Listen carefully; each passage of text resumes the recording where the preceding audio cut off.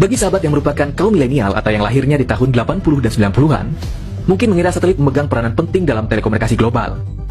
Sebab, film-film, buku pelajaran, dan iklan di TV selalu menggambarkan peranan satelit sangat signifikan bagi telekomunikasi elektronik. Seringkali kita diperlihatkan gambar satelit yang menghubungkan sinyal antara satu poin ke poin lainnya, sehingga ada istilah cloud, yang berarti kalau kita sedang online, kita sedang mengakses sinyal yang dihubungkan melalui satelit. Tapi tahukah sahabat, bahwa sebenarnya lebih dari 99% telekomunikasi digital yang kita nikmati ditopang oleh jaringan kabel. Jaringan kabel ini membentang di lautan luas. Lebih dari 420 jalur kabel fiber optik bawah laut menunjang lebih dari 99% telekomunikasi digital. Kabel-kabel inilah yang menghubungkan komunikasi antar daerah, pulau, ataupun antar benua. Kalau di daratan, penampakan kabel fiber optik seperti ini. Terkadang instalasinya acak-acakan.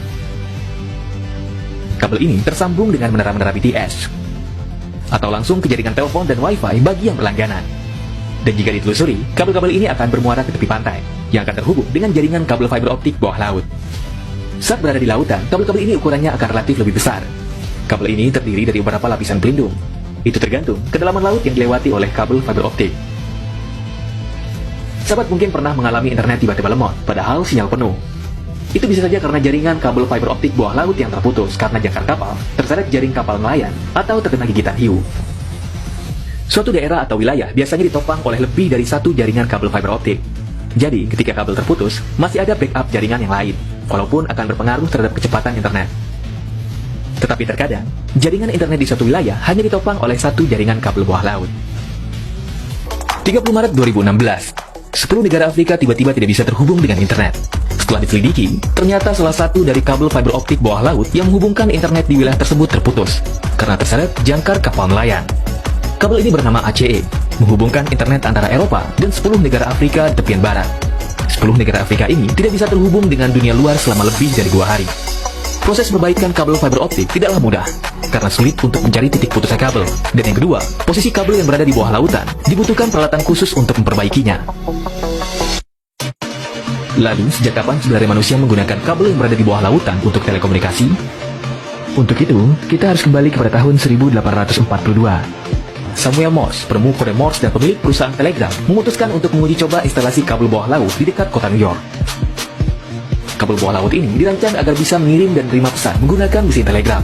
Telegram sendiri adalah sebuah alat komunikasi yang dikembangkan pada tahun 1800-an. Pada saat itu, ilmuwan mencoba mengirim pesan dari rumah ke rumah melalui kabel menggunakan kode Morse. Lalu berkembang dari kota ke kota dan sampailah ke tingkat yang lebih tinggi, yaitu menghubungkan antar negara dan benua. Setelah berhasil dengan uji cobanya, pada tahun 1858, kabel bawah laut pertama yang menghubungkan antar benua dipasang. Kabel ini bernama Transatlantic, menghubungkan antara Amerika Serikat dan Inggris. Seperti ini kabel bawah laut pertama kali dipasang pada tahun 1858. Kabel ini hanya dilepaskan dari bagian belakang kapal, dan tidak secanggih pemasangan kabel fiber optik modern, yang menggunakan alat seperti bajak untuk menggali alur kecil dan menempatkan kabel. Hal ini bertujuan untuk melindungi kabel dari jangkar kapal, jaring penangkap ikan, ataupun dari gigitan hiu. Tetapi terkadang pemasangan tidaklah selalu sempurna, dan kabel terputus karena jangkar kapal. Seperti kasus di Afrika pada tahun 2016.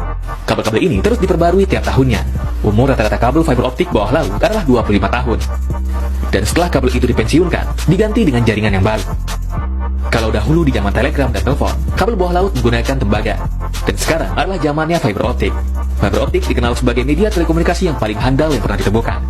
Kecepatannya hampir menyamai kecepatan cahaya. Ini dia jaringan kabel fiber optik bawah laut di seluruh dunia.